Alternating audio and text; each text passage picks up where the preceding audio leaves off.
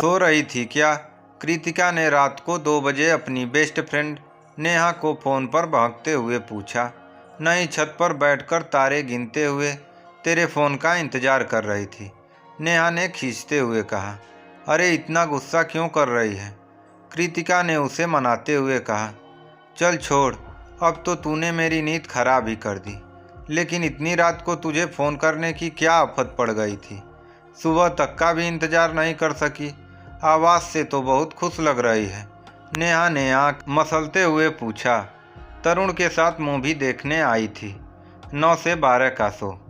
बस अभी डिनर करके घर जा रही थी, कृतिका ने चहकते हुए कहा। नेहा एकदम से चौंक गई थी और उसकी नींद भी अब भाग गई थी। तू पागल हो गई है क्या? 10 दिन पहले उससे मिली है, उसके बारे में कुछ जानती नहीं, तुझे उसका एड्रेस तक नहीं पता।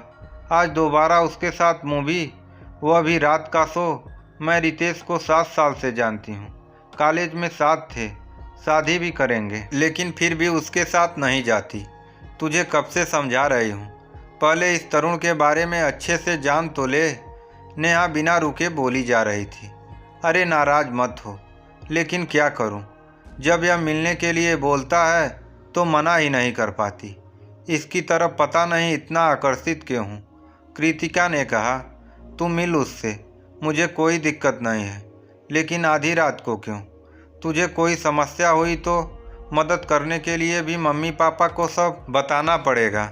दूसरी बात, तेरे घर वाले कभी भी दूसरी जात के लड़के से तेरी शादी कराएंगे नहीं, और तू अपने घर वालों के विरुद्ध जाएगी नहीं। जब भी उससे दूर होगी तुझे तकलीफ होगी। इस लड़के के चक्कर में मत पड़, तेरी फिक्र होती है मुझे, नेहा ने कड़क शब्दों में कहा। चल बाद में बात करती हूँ, ऐसा कहकर कृतिका ने फ़ोन काट दिया। जब से इस लड़के से मिली है ये कृतिका बहुत बदल गई है। ये लड़का तरुण भी पता नहीं इसको रात को ही मिलने क्यों बुलाता है। यह कहीं उससे भावनात्मक रूप से ज़्यादा जुड़ गई तो इसका क्या होगा? कुछ तो सोचना पड़ेगा। ऐसा सोचते सोचते नेहा को नींद ने अपने आगोश में ले लिया। अगले दिन नेहा ने सोच लिया था कि उसे कृतिका को इस मुसीबत से कैसे निकालना है। नेहा ने रितेश को तरुण के बारे में सब कुछ पता लगाने के लिए कहा। एक बार कृतिका ने नेहा को तरुण के फ़ोन से फ़ोन किया था। नेहा ने वह नंबर सेव कर लिया था। नेहा ने रितेश को तरुण का नंबर दे दिया। रितेश ने पुलिस विभाग में कार्यरत एक दोस्त की सहायता से तरुण का एड्रेस पता कर लिया। रितेश ने जब और पूछताछ की तो पता चला कि तरुण एक कैब ड्राइवर था और पहले से ही शादीशुदा था। साथ ही उसके 2 छोटे छोटे बच्चे भी थे। रितेश की बात सुनकर नेहा के पैरों तले ज़मीन खिसक गई थी, क्योंकि कृतिका ने उसे बताया था कि तरुण का एक्सपोर्ट इंपोर्ट का बहुत बड़ा बिजनेस था। तरुण के शादीशुदा होने का तो कृतिका को पता ही नहीं था। नेहा ने अपनी तसल्ली के लिए तरुण और उसके परिवार वालों के फ़ोटो भी मंगा लिए थे। कृतिका ने एक बार नेहा को तरुण से मिलवाया था। नेहा को तो उससे मिलने के बाद भी नेगेटिव वाइब्स मिले थे, इसलिए भी उसे कृतिका और तरुण से मिलना सही नहीं लग रहा था।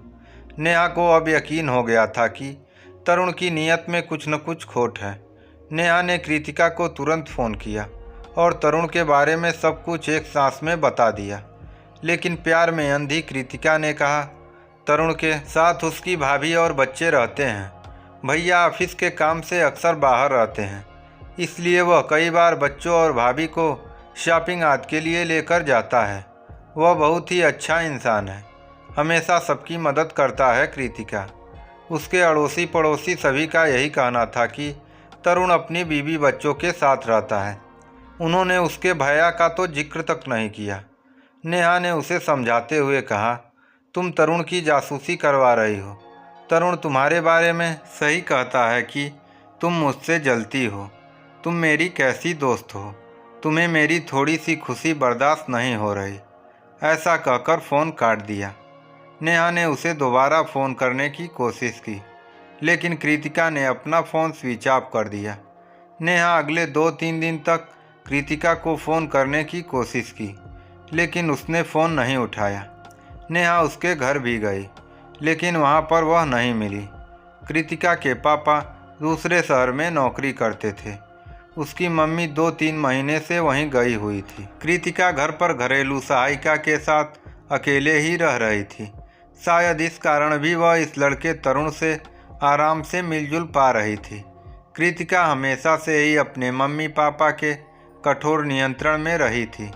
अगर पानी को बहुत दिनों तक दबा कर रखा जाए तो जब भी दबाव कम किया जाए तो पानी अनियंत्रित होकर बहुत तेज़ी से बाहर आता है। ऐसा कुछ ही कृतिका के साथ भी हो रहा था। साथ ही तरुण उसे यह बार बार एहसास दिलाता था कि कृतिका बहुत ही स्पेशल है। तारीफ और अटेंशन हर इंसान को पसंद होता है, इसलिए भी कृतिका तरुण से जुड़ती जा रही थी और तरुण के विरुद्ध कुछ भी नहीं सुनती थी। वह केवल दिल से काम ले रही थी। दिमाग की तो उसने सुनना बंद सा ही कर दिया था। घर की 4 दीवारी में रहने वाली लड़की कृतिका एक नई आज़ादी का अनुभव कर रही थी। ऐसे ही एक नए दौर से गुजर रही थी। लेकिन नेहा जानती थी कि कृतिका को इन सब से बाहर निकालना जरूरी है। नेहा ने अब एक ऐसा निर्णय लिया जिससे कृतिका और उसकी दोस्ती भी हमेशा के लिए खतरे में पड़ सकती थी। लेकिन अब नेहा के लिए दोस्ती से बढ़कर दोस्त के जीवन को बर्बाद होने से बचाना था। दोस्त होगी तभी तो दोस्ती रहेगी। नेहा ने कृतिका के पापा को फ़ोन किया और उन्हें तरुण के बारे में बताया। कृतिका के पापा सुनते ही गुस्से में आग बबूला हो गए। तब नेहा ने कहा कि अंकल, आपके इस व्यवहार के कारण ही कृतिका उस लड़के के करीब जा रही है। आप उसे डांट के अलावा कभी कुछ नहीं मिला। वह आज भी आपसे बात करने से डरती है। जितना ज़्यादा बच्चों को नियंत्रण करने की कोशिश करते हैं, बच्चे उतनी ही ज़्यादा बगावत करते हैं। हमें उसे समझदारी के साथ वापस लाना होगा। पहली बार कृतिका के पापा को एहसास हुआ कि उन्हें अपने प्यार का तरीका अब बदलना होगा। रूंधे गले से बात करते हुए उन्होंने सिर्फ इतना कहा, बेटा, तुम जैसा कहोगी मैं वैसा ही करूँगा, लेकिन मेरी बेटी को सही सलामत वापस हमारे पास ले आओ। वह लड़का उसकी मासूमियत का फ़ायदा न उठाने पाए। नेहा ने कहा कि वह कृतिका को कुछ नहीं बताएंगे और न ही उससे कुछ पूछेंगे, बल्कि वह ऐसी परिस्थिति बनाएंगे कि सच्चाई उनके सामने आ जाए और फिर वह कृतिका से पूछेंगे। ज़रूरत होगी तो उस लड़के से कृतिका की शादी करवाने की बात मान जाएंगे और उस लड़के को शादी की बातचीत के लिए घर पर बुलाएंगे, क्योंकि वह शादीशुदा है। शादी की बात सुनते ही पलट जाएगा। कृतिका के पापा नेहा की बात से सहमत हो गए थे। कृतिका के मम्मी पापा बिना बताए ही वापस घर आ गए। कृतिका की किस्मत अच्छी थी। वह उस दिन भी तरुण से मिलने गई हुई थी, क्योंकि उसे मम्मी पापा के आने के बारे में पता नहीं था। जब वह देर रात को घर में घुसी तो मम्मी पापा को सामने देखकर घबरा गई। जब पापा ने कड़क आवाज़ में पूछा कि तुम्हें इतनी रात को कौन लड़का छोड़कर गया है, घबराई हुई कृतिका ने सब कुछ सच सच बता दिया। योजना के मुताबिक कृतिका के पापा ने कृतिका की उम्मीद के विपरीत उससे कहा, कल इस लड़के को घर पर बुलवा लो। पहले इससे मिल लें, बाद में इसके घर वालों से भी मिल लेंगे। कृतिका का दिल तो बाग बाग हो रहा था। उसके तो मारे खुशी के कदम जमीन पर ही नहीं पड़ रहे थे। उसने तरुण को फ़ोन करके घर पर जो हुआ सब बताया। उसने तरुण को अगले दिन अपने घर लंच पर आने के लिए भी बोल दिया। कृतिका ने नेहा को भी फ़ोन करके सब बताते हुए अगले दिन अपने घर पर बुला लिया। अगले दिन कृतिका समेत सभी लोग लंच पर तरुण का इंतजार करने लगे। दोपहर से रात हो गई। वही हुआ जिसकी उम्मीद नेहा ने की थी। न तो तरुण ही आया और न ही उसने अपना फ़ोन उठाया, और कुछ देर के बाद उसने कृतिका का नंबर भी ब्लॉक कर दिया। कृतिका बहुत ही निराश और दुखी थी। नेहा कृतिका की तकलीफ से दुखी तो थी, लेकिन उसे संतोष इस बात का था कि उसकी सबसे अच्छी दोस्त एक बड़ी मुसीबत में फंसते फंसते रह गई। कृतिका के पापा की आंखों में नेहा के लिए असीम आशीर्वाद और धन्यवाद था। मानो कह रहे हों कि तुम सही मायने में उसकी दोस्त, हमदर्द, शुभचिंतक सब कुछ हो। जिसने आज अपने दोस्त की ज़िंदगी बर्बाद होने से बचा ली। इस कहानी से हमें यह शिक्षा मिलती है कि हमें किसी अजनबी के ऊपर बहुत जल्दी भरोसा नहीं करना चाहिए। अगर भरोसा भी करना है तो वह क्या कर रहा है, कहाँ रहता है, किसके साथ उठता है या बैठता है, यह सब जानकारी रहनी चाहिए। आपको यह कहानी कैसी लगी कमेंट बॉक्स में ज़रूर कमेंट करें।